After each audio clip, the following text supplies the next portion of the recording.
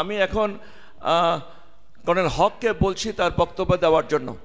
Sir, আপনার পয়েন্টগুলো আমরা লিখিতভাবে পেয়েছি তো? It is there. আমি খুব সংক্ষেপে স্যার আমার পয়েন্টগুলো বলছি।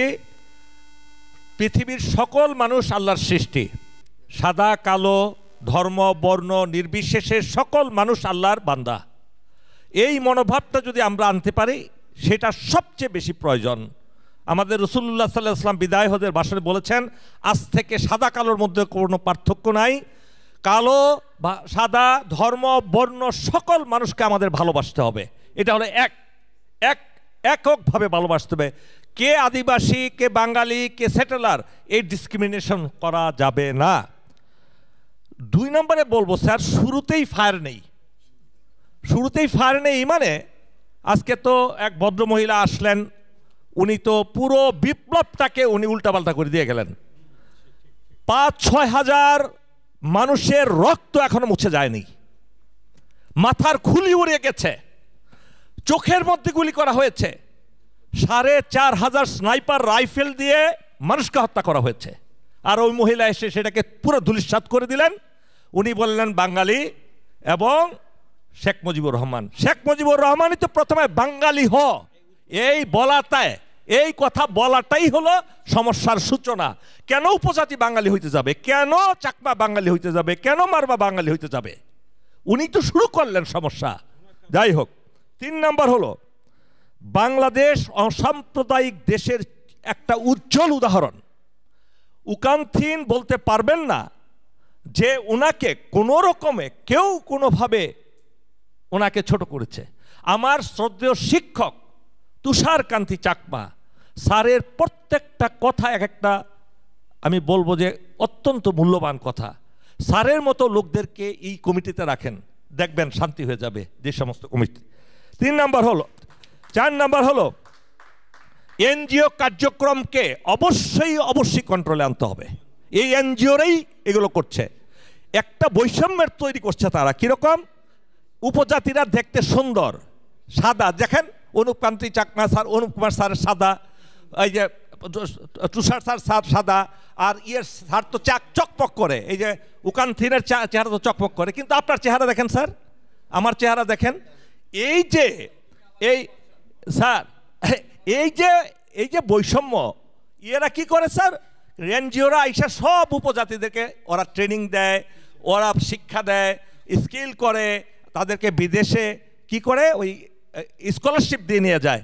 আর বাঙালিরা হাড্ডি সার দেহ, গায়ে কাপড় নাই, খাবার নাই, সবার কাছে নিগৃহীত, লেখাপড়া নাই। এই যে ডিসক্রিমিনেশন, এটা কিন্তু দূর করতে হবে।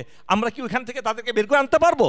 তাদেরকে ইকুয়াল, তুষার স্যার ঠিকই বলেছেন, তাদেরকে ইকুয়াল রাইট দিতে হবে।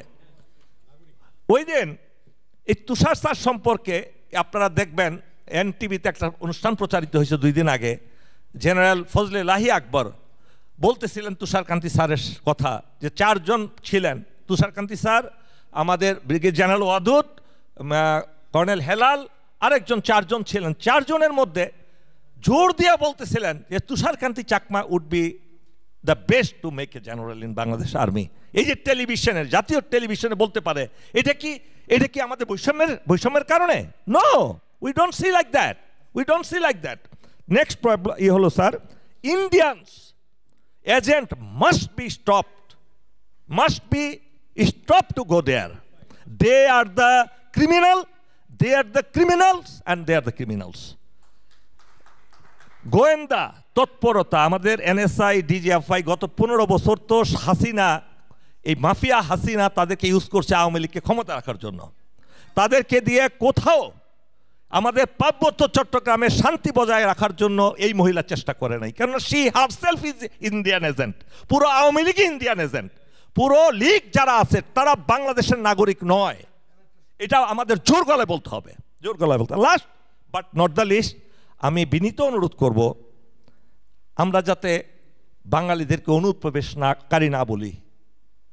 বাঙালিরা অনুপ্রবেশকারী নয় সেখানে। যদিও আমার মনে হয় শ্রদ্ধেয় জেনারেল হয়তো মুখ ফসকে বলে ফেলেছেন, এটা কিন্তু আমাদের আত্মঘাতী কথা।